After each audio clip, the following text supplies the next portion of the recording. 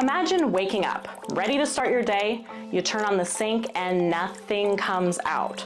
All your plans are now thrown out the window and your only mission is to get water. Sounds difficult, inconvenient, scary, right? For many people in northern Ghana, that's their everyday reality. To bed, he or she is thinking about, where do I get water? How do I get water to bathe my children to go to school? How do I get water to do the breakfast for them?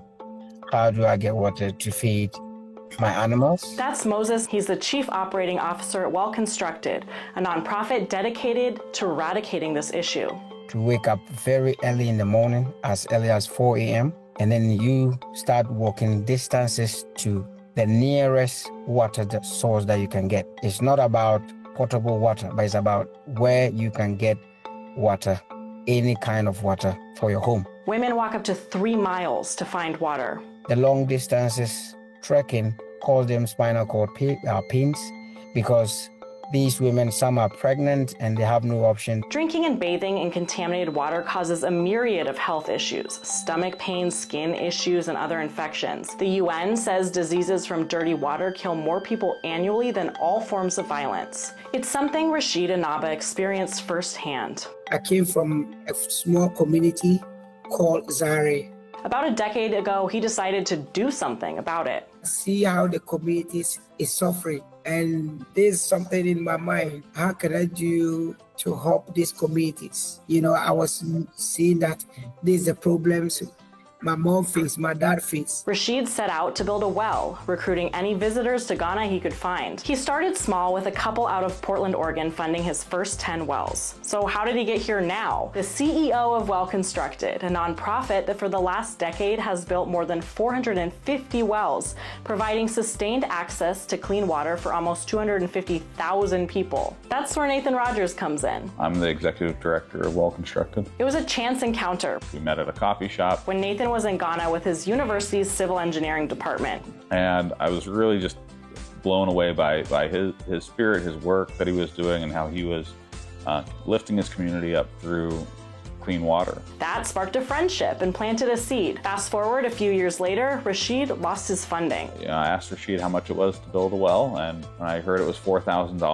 I was like, I've got that in the bank, so let's do one. And the rest is history. Seeing that first well built was probably one of the coolest moments of my life. Nathan went home inspired. So we started the organization then and started raising funds. Rashid became the first full-time employee and they got to work. Now we have 11 full-time employees in Ghana. Outside of Ghana, Well Constructed is run by volunteers. Nathan describes their operations as lean and scrappy, which allows them to keep all their funds in the communities they serve.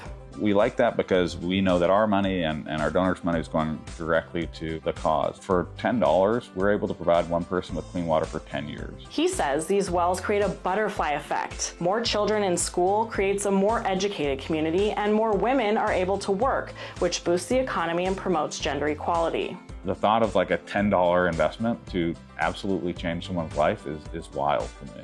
Okay, so now go back to thinking about your life without clean water. Imagine the relief, the expansive joy and gratitude you'd feel when the water started flowing.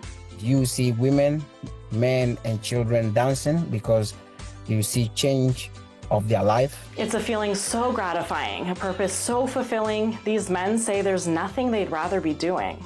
I love to do it. If I die and I'm back again, I'll continue to provide clean water for communities. Every time I'm over there, I feel so incredibly motivated. Why am I spending any time doing anything other than this?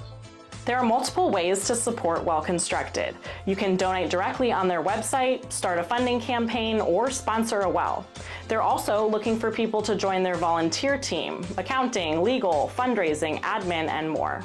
No matter the amount or type of help, the impact is life-changing. And that's my goal here on Good News Grace. I'm on a mission to take my background in TV news and public relations and amplify the inspiring. I believe now more than ever that the uplifting stories need to be shared. So if you have a story of everyday heroes, positive innovation, social impact, even silly animal videos, please reach out. Let's work together to share what's good. I'm Grace. This is Good News Grace. Thanks for watching.